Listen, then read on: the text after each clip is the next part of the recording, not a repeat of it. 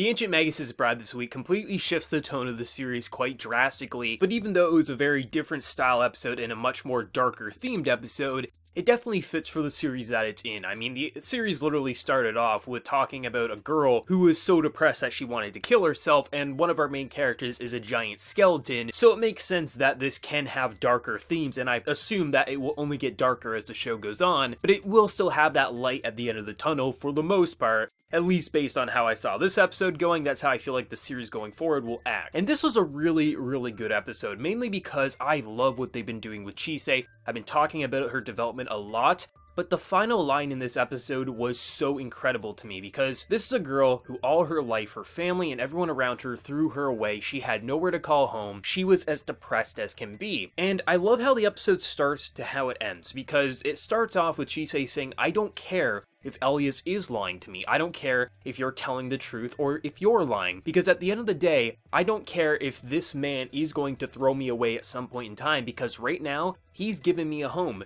No one's ever gave me a home and called me family and gave me somewhere to feel safe at. So I don't care if he is lying. I love that because it makes so much sense for her character. Maybe not everyone agrees with that answer, but it makes so much sense for her because she has been thrown away all her life, so she doesn't care if she is just an object being used because she feels like she's being treated as a human and as family, and that's good enough for her right now. And I love how it ends because she started to actually question, like, when am I going to die? Because all her life, she thought she should die. She should die because she doesn't have anything worth living for. But now that she's found that perch, somewhere to call home, she's not wanting death as much as she once did, and I love that development. It's subtle, and it makes total sense, because it's not overly developing her into this strong, independent woman just right off the bat. She's had a very bad life. It's going to take her time to open up and gain that kind of strength that she never really had, and I love how the episode starts to end, and you can tell that her home life right now is doing so much good for her,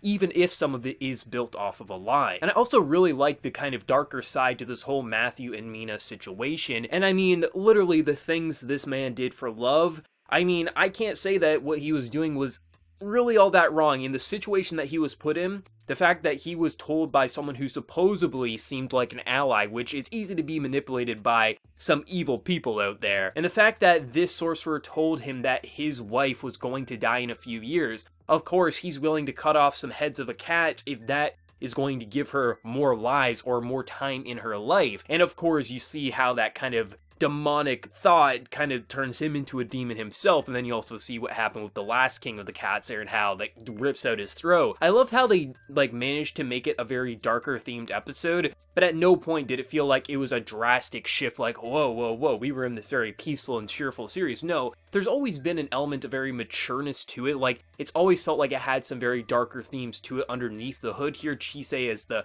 most obvious choice to it, and even some of Elias's animation designs have been rather dark to look at, so it makes sense. And I love how they did that shift because it literally just made everything function and shows you, of course, we're gonna see some darker things as the show goes on. If this episode is any indicator, where we see a bunch of cats get beheaded, forces his wife to drink cat's blood. I really like this episode because you get so much with Chise at the beginning and the end, but also you get a really good backstory for these two characters and their kind of peaceful and bittersweet goodbye at the end there. And this was just an overall well-polished episode. There definitely was some noticeable quality dips off and on, but at the core I really enjoyed how it looked and the way they were directing it. I mean, the Matthew facial reactions and the way the blood was splattering with those cats. There definitely was some gore to this episode, but it never felt like it was just trying to be edgy or just trying to throw blood in the characters' faces just to get a shock factor. No, it definitely made sense for the story, and you understood why he went that far, and then you also understood how he could get possessed by the sorcerer, and the entire episode just flowed very well to me. I've been very impressed with this show for 5 weeks here,